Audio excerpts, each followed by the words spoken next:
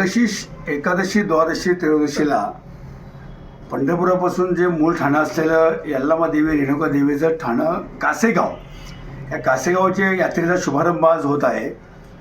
या यात्रेला तृतीयपंथी जन जोगती हे महाराष्ट्र, कर्नाटक, आंध्र प्रदेश, नव्यातून भारतातून आपल्या यल्लामा देवीचे जग घेऊन हे आज माहेर चंद्रभागेतून आंघोळ करून आपल्या घरी येतात. इथं त्यांचा आहेर माहेर मान पान त्यांना दिला जातो आणि इथून सावतामाळी मठाच्या इथे राईबाई मेटकरी, आता बुडकरी ज्योती मेटकरी यांच्याकडे देव जातात.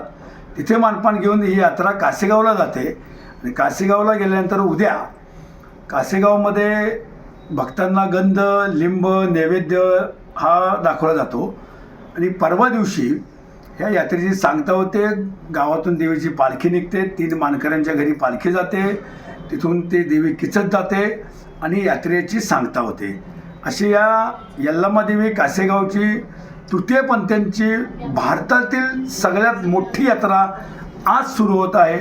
मी पंढरपूरच्या बुडाचा मालक वैभव विजय जोशी.